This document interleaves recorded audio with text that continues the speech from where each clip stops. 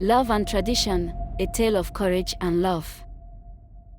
In the heart of Africa in Omuchi, a vibrant Igbo village nestled between rolling hills and lush green forest, there existed a handsome African prince named Chijioke and a beautiful African princess named Ifeinwa.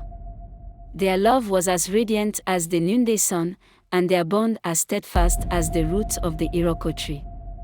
But in their world, love was not a simple matter of the heart.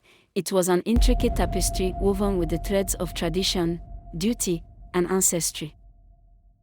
Chijioke, the first son of Nkemjika, the village king, was a man of striking features and noble bearing. His deep brown eyes held wisdom beyond his years, and his presence commanded respect. He was destined to lead his people, but his path was one dictated by customs that demanded he marry a woman chosen by the elders to strengthen alliances and ensure the prosperity of the village. Ifeinwa, the daughter of the revered elder Okafor, was a vision of grace and beauty. Her laughter was like the tinkling of bells, and her spirit was as free as the wind that rustled the palm fronds.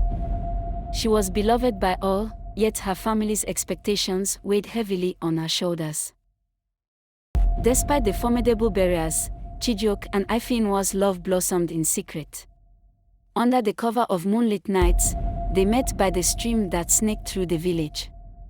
There, away from prying eyes, they spoke of their dreams and whispered promises of a future where love triumphed over duty. Ifeinwa, my heart beats only for you, Chijioke said one evening, his voice trembling with emotion. But how can we defy the weight of our ancestors' laws? Chijioke, Ifeinwa replied, her eyes glistening with tears, our love is like the river. It may encounter rocks and obstacles, but it finds a way to flow. Perhaps there is a path we have not yet seen. The village buzzed with preparations for the annual Airaji festival, a time of great celebration where new unions were announced and the year's harvest was blessed. The festival was both a joyous occasion and a stark reminder of the traditions that governed their lives. As the day approached, Chijioke and Ifeinwa knew they had to make a choice. One evening, as they sat beneath the ancient baobab tree, Chijioke took Ifeinwa's hands in his. Ifeinwa, I cannot imagine a life without you. If we are to have any chance, we must speak our truth. You mean to challenge the elders? Ifeinwa asked, a mix of hope and fear in her voice. Yes, Chijioke said firmly. Our love is not an act of rebellion but a plea for understanding. We must show them that tradition and love can coexist. On the day of the festival, the village square was a spectacle of color and music. The air was filled with the aroma of roasted yams and palm wine.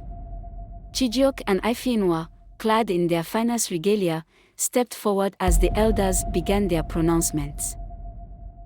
Esteemed elders, fathers, and mothers of Omuchi, he began, his voice steady and clear, I stand before you not to defy our traditions, but to honor them in a new way. Ifeinwa and I have found a love that is pure and true. We ask for your blessing to unite, not as a rejection of our heritage, but as a testament to its strength. The elders exchanged glances, their faces a mix of surprise and contemplation. After what felt like an eternity, Nkemjika stood and addressed the gathering. Love is a powerful force, he said, his deep voice resonating. It can break chains and build bridges. While our traditions guide us, they must also evolve with wisdom.